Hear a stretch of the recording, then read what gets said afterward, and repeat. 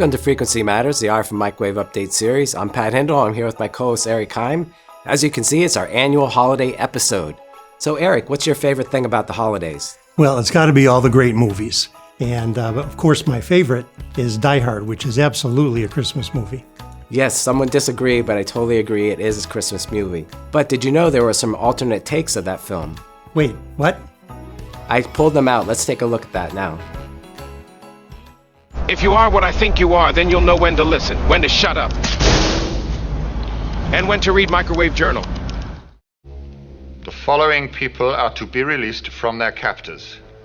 In Canada, the 5 imprisoned leaders of Liberté de Québec. In Sri Lanka, the 9 members of the Asian Dawn. I read about it in Microwave Journal. When these revolutionary brothers and sisters are... But what do you want with Microwave Journal, Hans? I already read them. Or did I? Yeah, that's excellent. I'm surprised they didn't use those alternate clips. I think I like them better. So Pat, what's your favorite Christmas movie? Mine is It's a Wonderful Life. You cannot beat the classics. No, you can't. And did you know that they are also using some alternate clips in that movie as well that mentioned Microwave Journal? I did not. Let's take a look.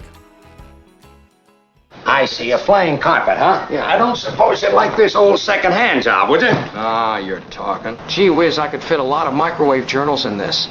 How much this cost? No charge. That's my trick here, Joe. It sounded like you said no charge. That's right. Well, what's Microwave Journal doing A little out here? present from old man Gower. Came down and picked it out himself. He did? Uh-oh. Somebody's just made it. Made what? Every time you hear a bell rings, it means that some angel's just got a Microwave Journal. What is it you want, Barry? What do you want? You want a Microwave Journal? Just say the word and I'll throw a lasso around it and pull it down. Hey, that's a pretty good idea. I'll give you a Microwave Journal. I'll take it. Then what? Well, then you could read it. Wow, you can do anything with AI these days. Yes, you can. So Microwave Journal was actually publishing in the late 50s, so only about a decade after that. So we missed it by a little bit. Yeah. So let's get to the episode. In this episode, we're going to cover the government and military electronics themed issue for December. And we talked about the technical articles in the previous episode, but as a reminder, the cover feature is Countering the Evolving UAS Threat, and that's by SPS Communications Technology. And wow, what a timely article with all the drones that are being sighted in New England area, and also the drone warfare that's going on in the Ukraine-Russian war. You definitely got to check that out. It's definitely a big trend to follow. And so what do we have for product features? Well, we had 3 in the issue, Pat. We had one from Analog Devices introducing a 20 gigahertz SOM system on module that has an RF tuner, some sensors, and a pretty sophisticated FPGA chip that aligns with the SOSA spec. And so what they're hoping to do with that is to speed up EW and radar design. We had Benchmark introducing a family of SMT filters at Ka band, and the article gets into some of the design and manufacturing challenges that are kind of inherent at that band.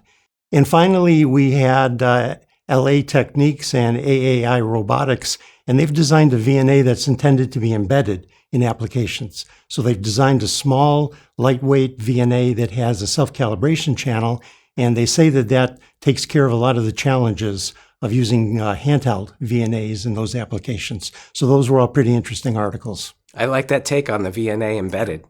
So we had 2 tech briefs. One was from Aerovant. They have test chambers to 110 gigahertz now. And we also had a 600-watt SSPA from Exodus Advanced Communications. And so turning to the news, you and I had a nice briefing with AMD. They're releasing their next generation of the Versal System on Chip series. And this is really capable. The RF direct conversion will be to 18 gigahertz now. And the amount of compute power and DSP performance on it is amazing. There's a ton of specs, so just go check it out online. And then keeping with the government and military electronics theme, Raytheon announced a follow-on contract for $590 million for the next generation mid-band jammer. And that's from the U.S. Navy, and they'll be working with the Australian Royal Air Force on that. So what did you see from the news? Well, you know how much I like to feature the market news in this segment, so let's start there. And I saw that 5G Americas and Omdia claim that 5G connections have surpassed 2 billion, and that happened in Q3 of this year. So we talk a lot, especially in this feature, about how difficult it is to monetize 5G, but the connections are happening. And to switch gears just a little bit and talk about products, I see that Mercury has expanded their family of direct RF DSP products. And these latest products will get to 32 gigahertz direct RF sampling and up to 64 gigasamples per second sampling rate. So pretty impressive. Yeah, and so you and I just returned from AOC and National Harbor in Washington, D.C., and Mercury and AMD were showing off these highly integrated solutions that reduce swap, but they're also flexible for EW applications. And I think that's a growing trend that I saw there. Another one was Spectrum Control. They're using the 3D class process to make compact filters and put those into their modules. So all those semiconductor companies, even like BAE, L3Harris, Altera, they were all there showing off that type of integration. And another trend I saw is the test companies, Keysight, Rohde & Schwartz, Anritsu, NI were there. They're getting scenarios where you can test more in the lab and avoid having to go into the field where it's expensive and it reduces time and costs. And a third trend, of course, going back to our cover story, is drone detection and defeat. So Aronia and Rohde & Schwartz were showing off systems for that. And with all that's going on with that, there's a bunch of systems in development. How about you for AOC? Well, yeah, it was a good show. The companies all seem to be pretty optimistic.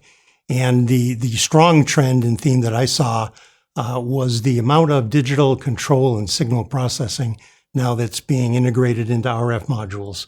So the Mercury news that I just mentioned, the AMD that you just mentioned, along with the ADI product feature that we spoke about earlier, really all support and reflect that trend. So something to keep an eye on, certainly.